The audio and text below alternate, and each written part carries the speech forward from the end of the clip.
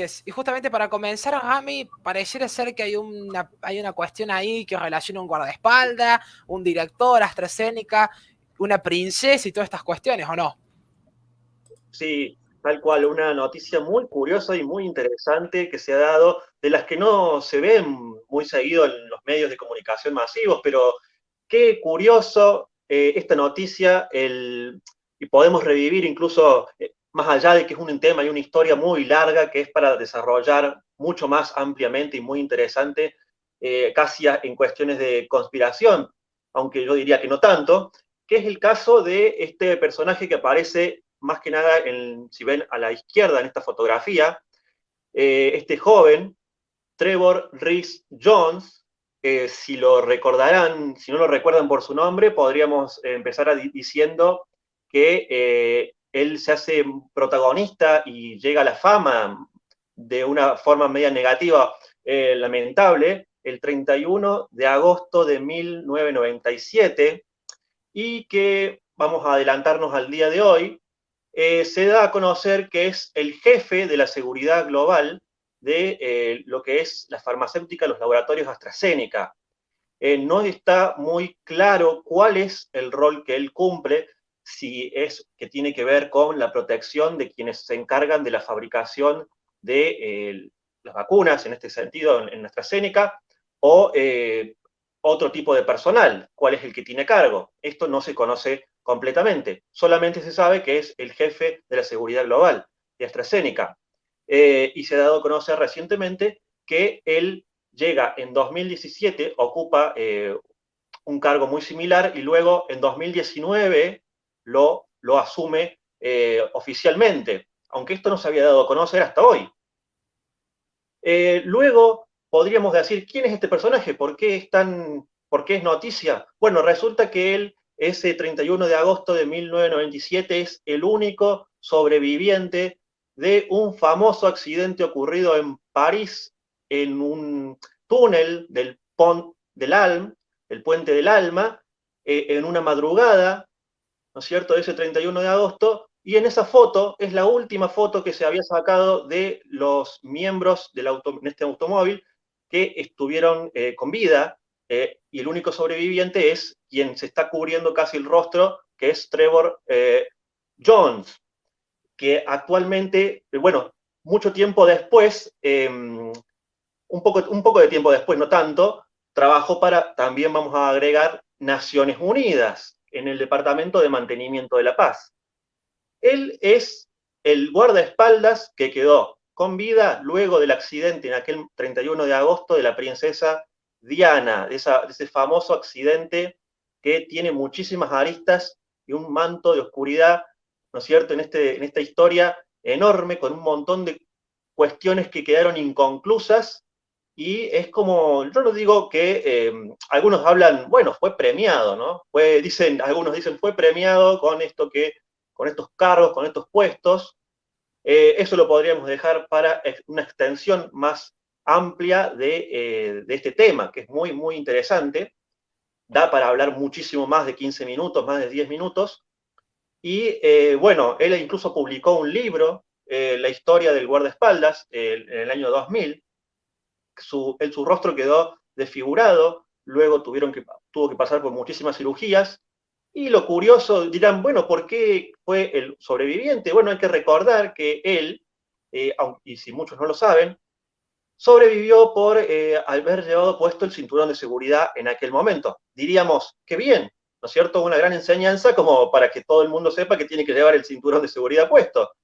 Pero tengo una mala noticia. Resulta que él, como guardaespaldas y la gente de seguridad, en estos casos, no es protocolo llevar el cinturón de seguridad.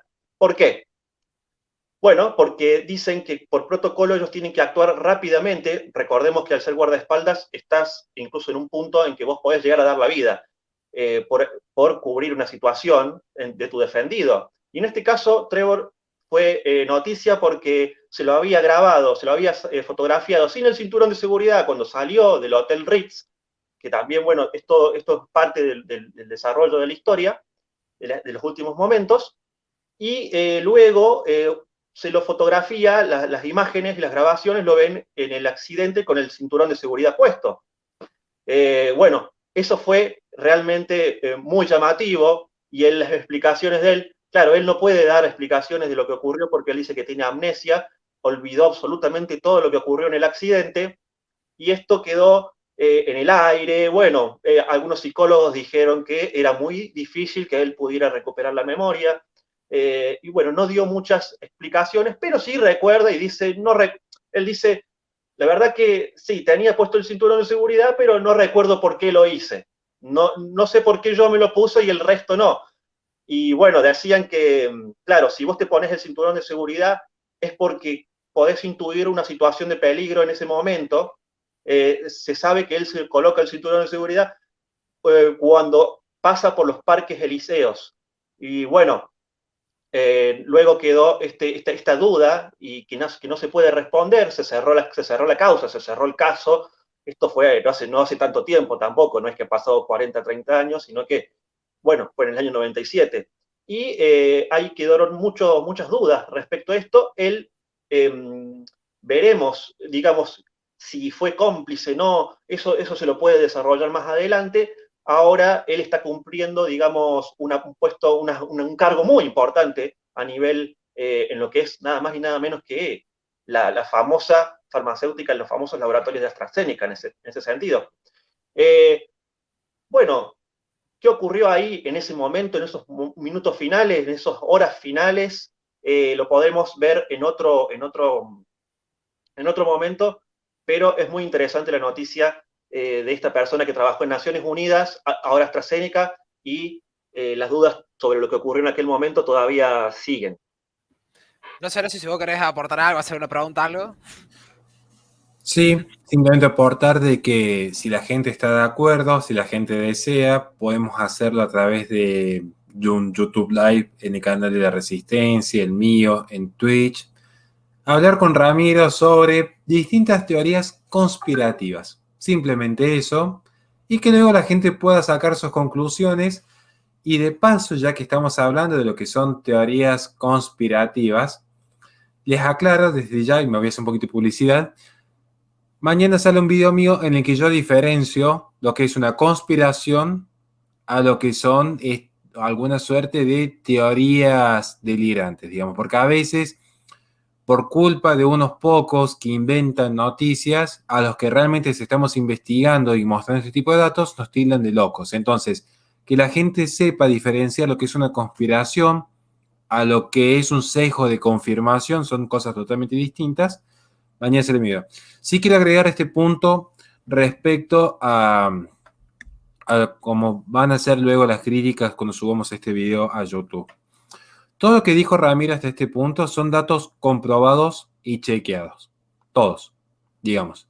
Entonces, ¿qué quiere decir? ¿Cuál es nuestra finalidad con mostrar esto? No es decir vacunas buenas o vacunas malas. No vamos a entrar en esa cuestión en este punto, pero sí decir qué curioso, qué casualidad, que en el mundo de la política, que se inserta no solamente en los mercados, sino también en los fenómenos culturales, por definición, así funciona la política, es una expresión cultural, se ven este tipo de coincidencias históricas, que después, con el paso del tiempo, se empieza a decir, ah, qué raro este tipo de conexiones. Por eso insisto, yo no me voy a extender más, vamos a hacer unos bloques especiales porque incluso, no, esto ya sé, no me quería el tema, pero incluso, cuidado que hay ciertos apellidos, como se pueden ver en este caso, que coincidentemente, pueden estar vinculados incluso a fenómenos como sucedió en su momento con la familia Kennedy, por dar algunos ejemplos. Entonces, simplemente eso. Sí, que Ramiro, si quiere hacer el cierre y hacer alguna última reflexión sobre este fenómeno de los cuidados que hay que tener con AstraZeneca, que va más allá de la cuestión, va a contar hablando del mundo político y cómo Sí, todo queda en familia siempre, y cierro con esto. sí, bueno, exactamente como dijiste, Horacio, tenés la misma información que yo al nombrar a Kennedy, algo muy interesante, y algunas cuestiones, algunas relaciones que son muy también súper interesantes para desarrollar más extensamente. Lo podemos hacer en tu canal o aquí, hacer algún especial sobre esto. Y como vos dijiste, son temas que, bueno, yo he revisado los diarios del 97, los diarios del 98, digitales, ¿no? Digitalizados. Esto no es yo no sé si llamarlo justamente conspiración. Claro, que ha existido una conspiración, podríamos decir, en este hecho contra un personaje que en este sentido sería la princesa Diana, sí, pero no como para desprestigiarlo, ¿no es cierto? Porque acá estamos hablando justamente, como vos dijiste, de hechos concretos, comprobados, registrados oficialmente por la seguridad, en este caso francesa, británica, así que tal cual como vos dijiste, es completamente así y es correcto. Y cierro, Nicolás, y con esto no tenemos más, pero sí mete el marco teórico que muchos están esperando que demos. ¿Saben qué significa conspiración? Significa respirar con aspirare, que es decir, inhalar el mismo espíritu, porque en tiempos pretéritos lo que hacían cuando dos o más urdían un determinado plan era mantenerse bajo una misma manta, bajo ese mismo aire que estaban respirando y planificar un determinado ataque. A veces se cree en la conspiración y creen que es una cuestión exclusivamente de ciertos trasnochados que están inventando teorías en el sótano del Papa. De hecho, conspiración es cualquier tipo de plan desarrollado para hacerse con el poder en desmedro de un sujeto o de un soberano. Y de hecho, el complot, que significa con pelota, que significa básicamente acicalar a una persona al fin de obtener sus favores o rédito, es una práctica muy común que se da en el ambiente comercial, en el ambiente político, incluso en ambientes familiares, lamentablemente. Entonces, hablar de conspiración no es un delirio, no es un delirio, es una realidad que sucede constantemente. ¿O acaso creen que en la política no surge que dos o más personas deciden infiltrar a alguien en una marcha, deciden poner a algún oyente dentro de una determinada asamblea? Cuidado, porque lo que sucede es que unos pocos se inventan teorías y desprestigian investigaciones reales que pueda hacer Ramiro Leone, que pueda hacer Agustín Laje, que pueda hacer Javier Villamor. Entonces, esto es importante. Las conspiraciones existen. De hecho, en el video que voy a estrenar yo, doy ejemplos históricos de asesinatos que fueran conspiraciones reales o atentados. Y fueron reales y están probados. Que no es lo mismo que las teorías a base del sesgo de confirmación. Eso es distinto. Y eso es lo que nosotros nos desprendemos. Por eso, cuando damos información, citamos la fuente. Perfecto, ahora si se les parece, vamos cerrando, gente, agradeciéndole muchísimo a Bernardo que nos aportó 384 bits, justamente a toda la gente que nos ayuda a sostener este proyecto, tanto siendo miembros de nuestro canal de YouTube, como también aportantes de Patreon, de Mercado Pago y demás cuestiones. Les recordemos que tienen todas nuestras redes sociales en la descripción, métodos de apoyo, y que si quieren ver estos videos en vivo, con todos los bloopers, las cosas que hay entre cada bloque que está en YouTube y demás, lo pueden hacer por twitch.tv/la-resistencia.